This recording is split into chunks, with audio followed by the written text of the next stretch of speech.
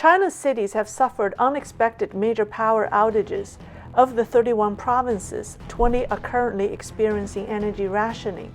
There have been many discussions about the reasons behind the power shortage, most focused on supply issues, particularly the supply of coal. But China's energy crisis may be unrelated to coal. It may be triggered by a hidden demand. Hello, welcome to my show. I'm Lei. People have attributed China's energy crisis to a lack of supply as the result of sanctioning Australian coal, skyrocketing coal prices, limited coal imports, reduced domestic mining, and so on. Some have attributed it to local governments' reaction to the central government's green energy policy. Both explanations assume that China's total energy production has declined. Let's take a look at China's total energy production year over year. According to the National Bureau of Statistics of China, in August, 738 billion kilowatt hours of electricity was generated, an increase of 0.2% year over year. That means China's power output in August was about the same as in August 2020. From January to August this year, power generation was 5,389 billion kilowatt hours, which is an 11.3% increase over last year, an 11.6% increase over the same period in 2019. This means that despite the skyrocketing coal prices and the volatility of the coal import and export worldwide, China's total energy output this year has not reduced from last year or 2019. According to official data from the Bureau of Statistics, the lowest average daily industrial generation of power in the past 12 months was not in 2021. It was a year ago, in October 2020, which was at 19.7 billion kilowatt hours per day, and it's about 20% less than August this year, which was at 23.8 billion kilowatt hours. The conclusion is that despite rising coal costs, China's average daily industrial energy production in 2021 has remained mostly flat from last year, if not slightly higher. If supply is steady, what has contributed to the energy crisis?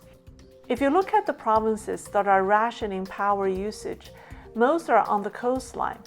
They are the highly industrialized or commercially active regions, such as Jiangsu, Zhejiang, and Guangdong. Even Beijing and Shanghai are being affected. On the other hand, poorer interior cities aren't affected. Why would the regime sacrifice the wealthiest and the most industrialized provinces and cities to safeguard the power usage of poorer, less developed regions?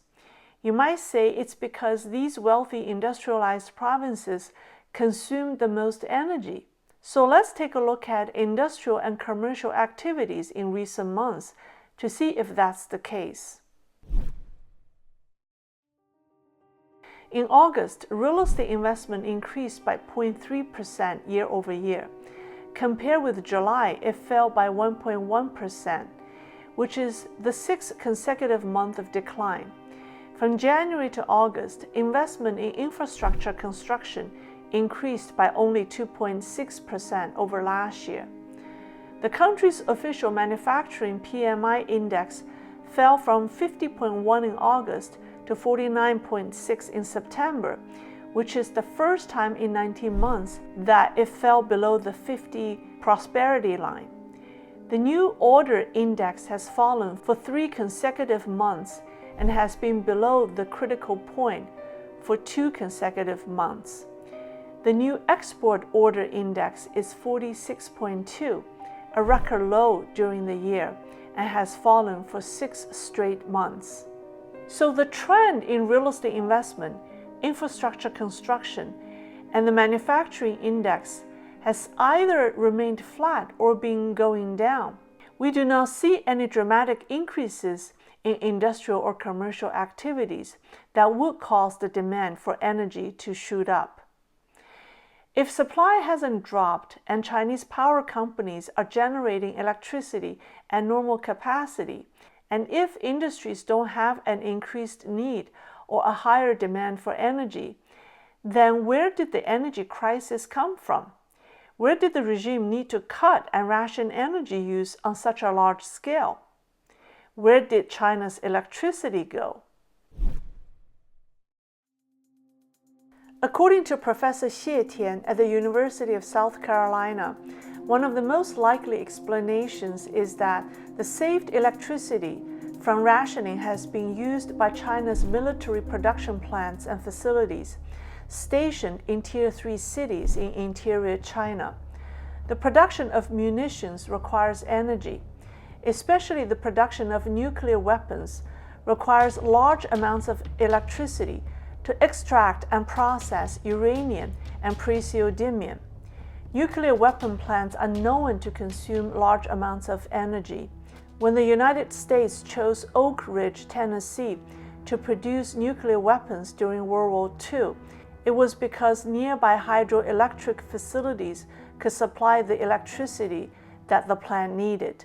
So the question is this: is the CCP increasing the production of nuclear weapons at this time? Why did it suddenly decide to expand its nuclear arsenal? I think the answer may be AUKUS, the trilateral security agreement between the US, the UK, and Australia. The regime may feel compelled to increase its nuclear arsenal to address the deployment of nuclear submarines that the United States and UK will provide to Australia. In addition to nuclear weapons that require a large amount of electricity, the production of new military equipment and facilities may also increase the demand for energy. According to Professor Xie, the sudden appearance of hundreds of ballistic missile silos in Inner Mongolia and Gansu province may be another reason, and the production of the extremely high energy-consuming electromagnetic railgun is another possible reason why the CCP has to ration civilian power usage. When I was little, growing up in China, having a power outage was fun. There were no cell phones, many didn't even have a TV. When power was out, the whole family got together, and parents and grandparents told us stories so the kids weren't afraid. The best part was telling the teacher the next day that you didn't do homework because of a power outage. But these days, when we have a power outage, it's not fun anymore. Our cell phone dies and we can't even talk to our family. For the many Chinese who live in high-rise buildings, climbing dozens of flights of stairs is a nightmare. Those who don't use cash and rely on digital payments can't buy anything. And certainly no one is crazy about electric cars at the moment in China. I'm not saying that other analyses of the Chinese energy crisis are invalid. I'm just saying that there hasn't been enough discussion about the country's energy usage and demand. We need to get to the bottom of this because the energy shortage in China has a rippling effect in the world energy market and may aggravate inflation. Let's keep an eye on the CCP's military activities and not be distracted by the talks of green energy and prices of coal. You can watch my video on whether or not the CCP is preparing for war and PLA's corruption by clicking there.